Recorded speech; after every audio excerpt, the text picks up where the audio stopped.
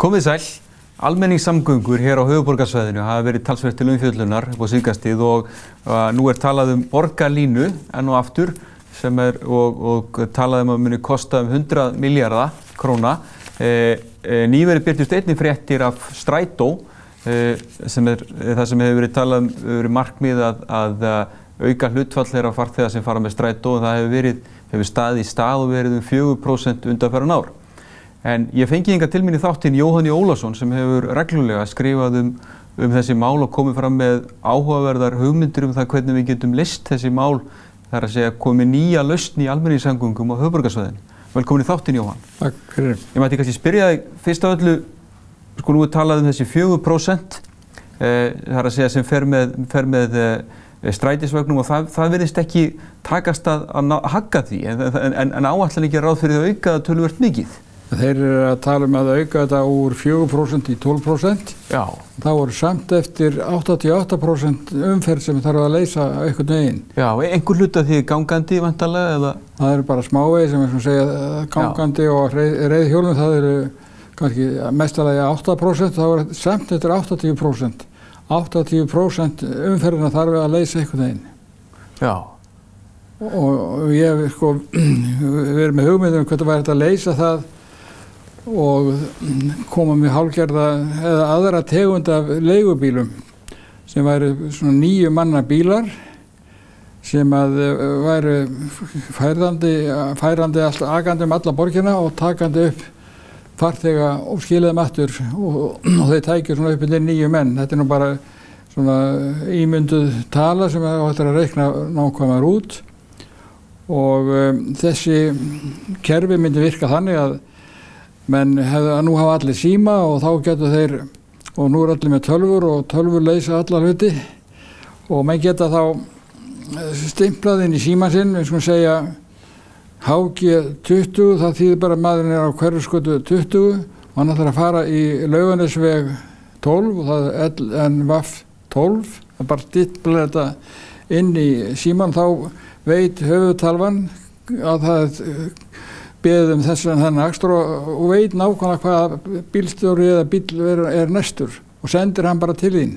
Þú drefnilega að tala að lausnir deili hagkerfisins geta gagnast í þessu efni. Þetta einmitt hluti að deili hagkerfinu, þetta nota 9 menn og fleiri sama bílinn á sömu leið. Já. Það sem gæti þá bara einhverjum komið í staðinn fyrir eins og strætisvagnarna? Nei, þeir kom ekki í staði fyrir strætisvagnarna, þeir kemur í staði fyrir einkabílinn. Já. Og þarft ekki að keyra á þínu bíl. Já, þessi þú ert að horfa á þessi 80% sem menn sjá áfram fyrir sér að verði sem muni fara með einkabíl, að það sé einfaldlega of hátt hlutfall. 12% myndi bara fara í strætó ef þetta tækist. Já. Og þetta eru bara menn sem að fara einu sem 2 á dag á ákveðna leið til dæmis í vinnu og tilbaka en hinir sem þurfa að fara út allan bæ þeir eru að fara að leysa þetta öðruvís og við erum vön einkabílnum og þekkjum hann og hann frá dýrum til dýra, það svona door to door og það þannig sem við viljum aka og við þurfum að fara út margsinnis sama daginn í marga staði og við segja að við ætlum að fara til Rakarans og næst ætlum að fara til Sýslumannsins og svo til Tannlæknisins. Þeir eru hingað og þangað á borgina og ef við ætlum að reyna þetta með strætó þá erum við bara allan daginn. En þessir bílar getur bara skuttlað okkur þessar leiðir eftir þessu kerfi sem ég sagði þér. Og þetta kannski megin ástæðan fyrir því af hverju þessi 80% og 80% pluss hafa ekki litið á strætisvagnin sem kost af því það eru það margir staðir sem þarf að fara á yfir daginn og þjónustan vítt og breytt höfuðborgarsvæði. Strætisvagnin hann ekki að fara þangað sem við erum að fara í flestum tilfellum. Hann fer á ákveðna stoppustöður og það ekkert víst að við eigum erindi þangað eða staðinn sem við ætlum að fara sér þar nálægt. Og við erum, eins og ég sagði, við erum frá dýrum að dýrum og ef við förum öðruvísi þá þetta bara hrein afturför. Við erum vön að fara okkar eigin bíl frá dýrum til dýra og ef við ætlum að breyta því þá það stór afturför og ég efast að þetta kalla tróða allir þessu fólki að stórum hluta í strætisvagna. En þá kannski líka veltið fyrir okkur ávinningin að þessu, að náttúrulega fjöldi bifreiða á Íslandi, manstu hvað það mikið? Það fjöldi bifreiða á Íslandi meira heldur en landsmenn. Já. Og það er bíll á hvernig einasta mann þó hann sé barn í vöggu eða á elliheimili eða sjúkrahúsi. Já. Allir hafa sína bíla og margir hafa 2 bíla og jafnvel 3. Já. Og allir, eftir þessi fjölskyldastækka þá meiri bíla og þetta er geypileg bílanótkun og það þarf 7 bílastæði eiginlega meðaltali á hvern bíl. Það eru 100.000 bílar og þetta er 700.000 bílastæði og það sýnir alla þá mannvirkjagerð sem að bílinn krefst. Já.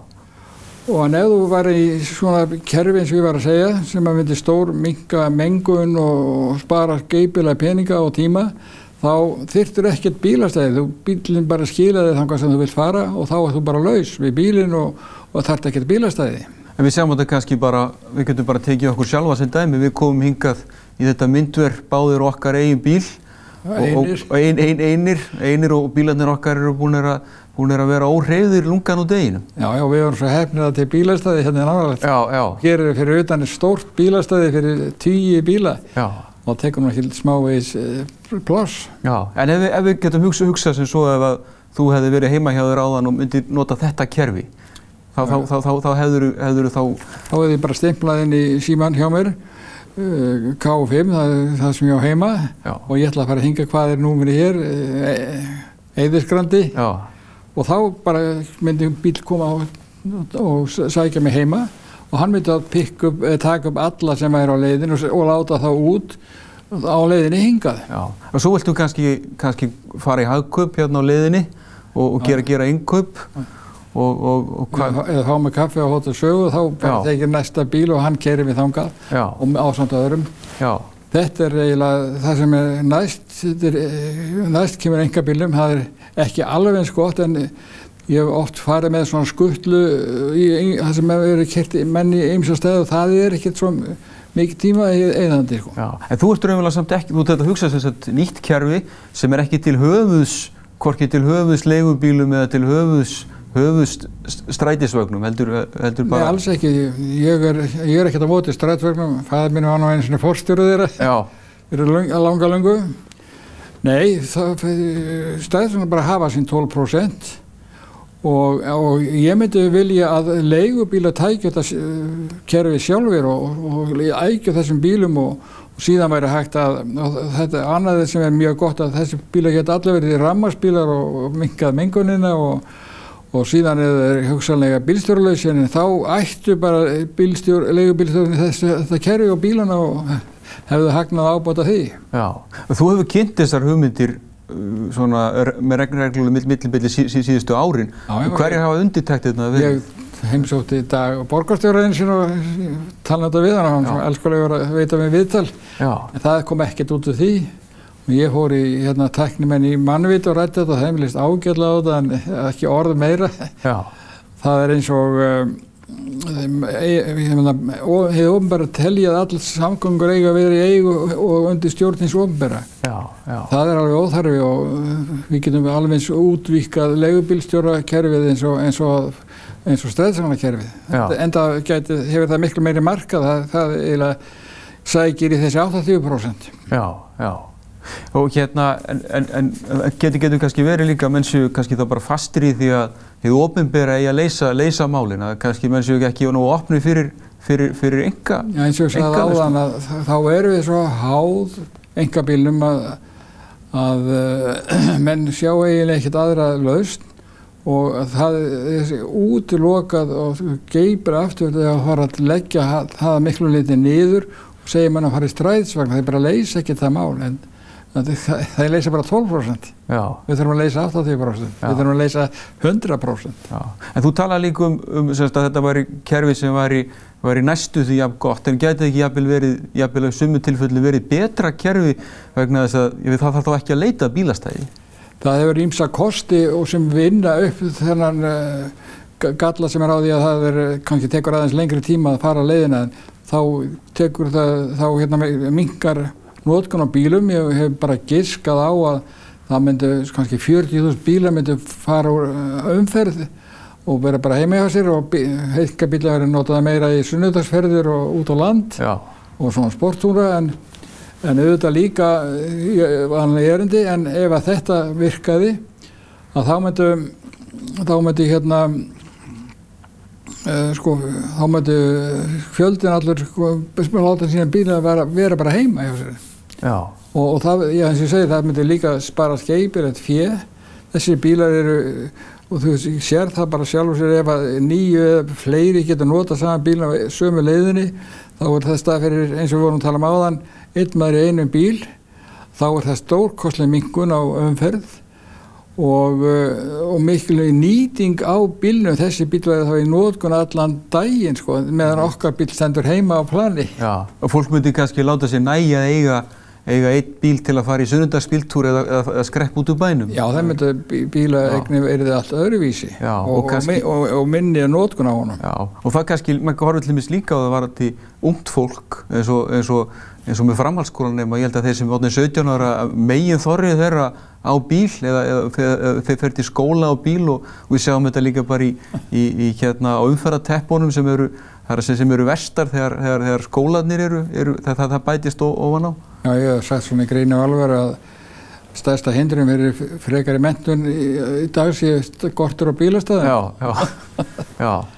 En þetta náttúrulega engin hemja að við hugsum út í þetta, það að segja að þessi bílar eru óhreyfðir lungan og deginn. Það alveg sjálfsagt að hugsa aðrar leiðir, aðrar aðferðir, vera svolítið frjóra og þora að hugsa öðruvísi út fyrir kassan eins og tísku núna. Já, en þá líka sem hljóttum að horfa líka á þjóðhagslegan sparnað á þessu að í þá minni kostnaði við umferðarmannvirki sem dæmi.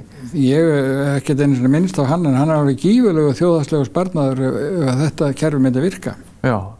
Nú getur maður, þetta eru bara svona hugleiðingar hjá mér og enginn hefur tekið að því að reikna þetta út og það getur vel verið að þetta virki ekki en ef þetta virkar þá til mikils að vinna að mínu mati. Já, en það sem þú ert raunverulega kannski umfram allt að fara fram og að menn skoði nýjar lausnir með opnum hug sem hefur kannski skort á.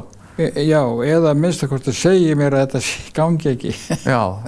Það virðist bara verið algjört áhugaleysi og skeytingaleysi fyrir þessum. Já. En þú kannski að sé þetta líka, náttúrulega einhverjar svona lausnir erlendis, er það ekki?